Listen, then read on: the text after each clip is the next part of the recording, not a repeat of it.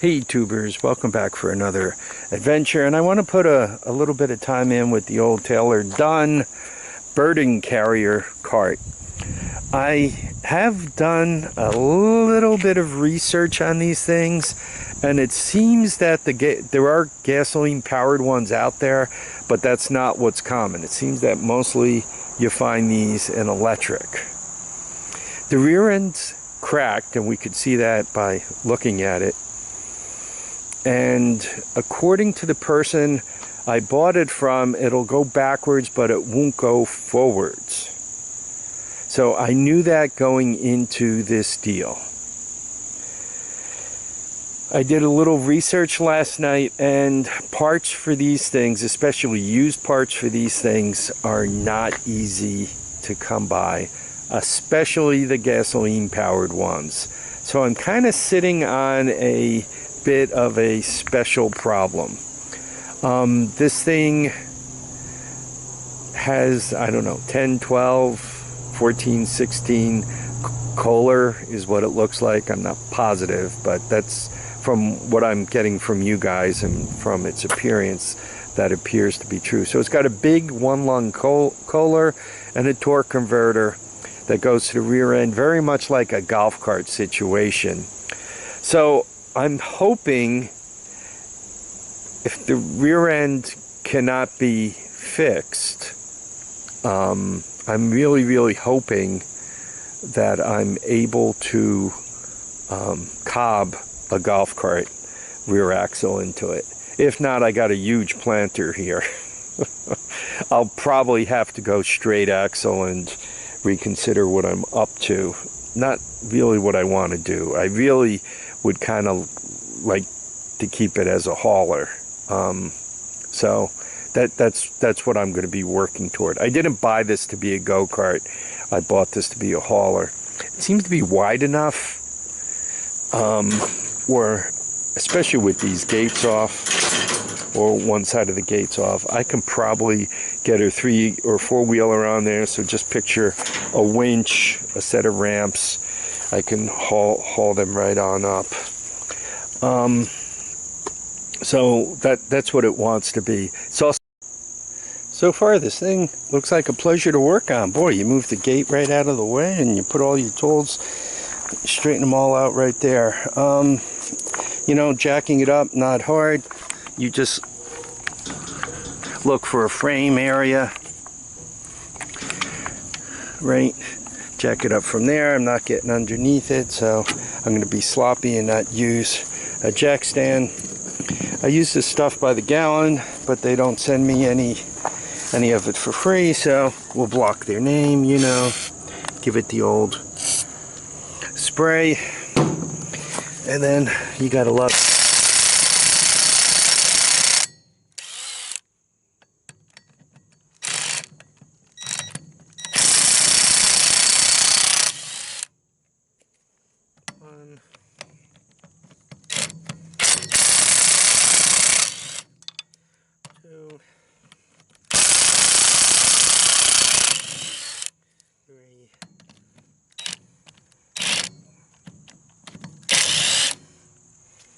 Four, 5. So, tires off. That was easy enough. Boy, you know,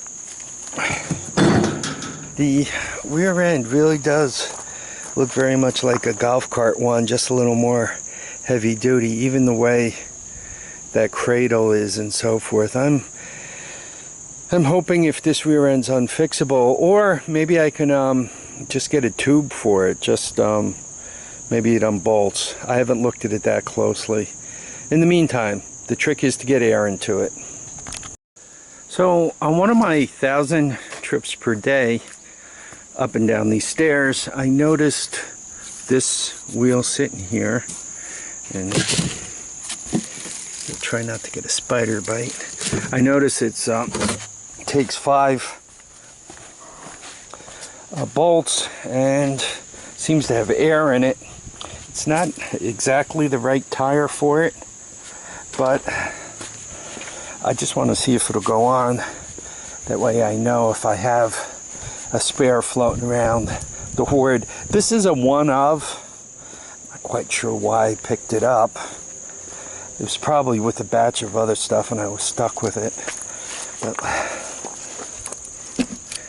I wonder if she'll go on and not rub or any of that other stuff.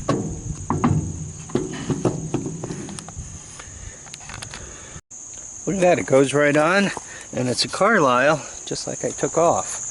I am going to fix this, and as a matter of fact, I'm going to work on it now.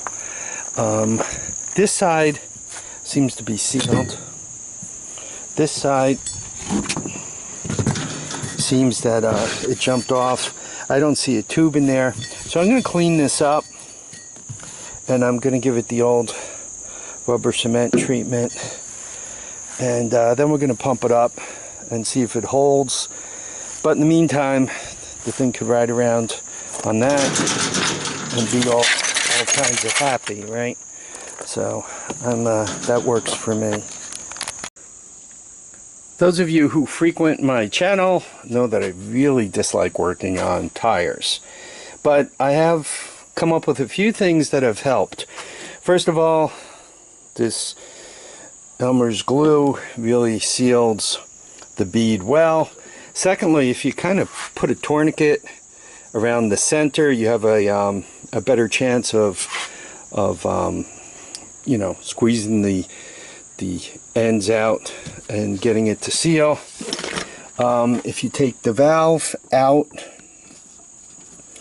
and put air pressure directly into it, and if you could just kind of turn the air directly on really quick, you have the best chance of sealing the tire. This is one of those valve connectors, a threaded valve connector, or a threaded Schrade connector, I guess as it should be known. I find the nice thing about this is it puts all the air right to the tire really quickly, which makes it easier to seal the bead. Okay, see, it goes right into my compressor, and if I just, okay, yeah, she looks like she already sealed. Right. So I'm going to put a little more air in there, and then kind of put my finger over it as I go to put the Schrade valve back in. But yeah, that looks pretty good. I don't hear any air leaking. I'm not sure why it jumped the bead. I guess there are a few bubbles right there. So maybe these tires look relatively new, though I don't see the little nubs on it. So it does have some miles on it. Anyway, I'm going to put the valve back in. I'm going to let this tire sit around for a few days. We'll see if it holds air. Okay, tire's all full of air, 32 psi. I'll come and check on it, you know, gave it the old wipe of spit to make sure the Schrade valve isn't leaking. I'll come back in a day or so, make sure it's still holding air. Battery appears to be stone cold dead on the cart, so I'm going to push it up to the driveway, put a charger on it, and see if we can't get it started next. So this is a model B6, and you see that 10, and I cleaned off the motor, and it says it's got a Kohler 12 in it, but it also has some of this Mickey Mouse stuff done to it. So I'm wondering if this thing had an engine swap somewhere along in its life, that it came with a 10 and they upgraded it to a 12. Just off the top of my head. It's beginning to rain, so I want to get this battery charging, but real quickly, it is an Exodine Nautilus Deep Cycle, which is a nice battery. I'm not quite sure what this extra positive lead is for, but if you look at it there, you see the date, September 2016. So I have high hopes that this battery will take a charge. What I'm going to do is set it up to charge for a couple of hours, and given the rain, what I'm going to do is kind of end this video now. Don't worry, you'll be seeing plenty of this cart. We have plenty of work to do. Once again, let me show you some more of that rear axle. To me, that rear axle looks very much like a Yamaha, like one that would go in a Yamaha cart. I'm looking at it from the back, right? You see the air cleaner and below the air cleaner. This is how you shift it from forward to reverse, right? This little rocky thing. Offhand, the linkage does not appear to be screwed up, so I might I might be changing the rear end. I just hope a golf cart one smashes right in here. Unfortunately,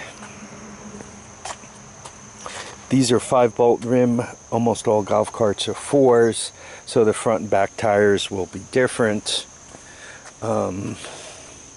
This also looks heavier than a golf cart rear end, but from a footprint, in my mind's eye, which God knows how good that is, it may or may not work. By the way, the amount of travel on this thing, I think, is like 2 inches.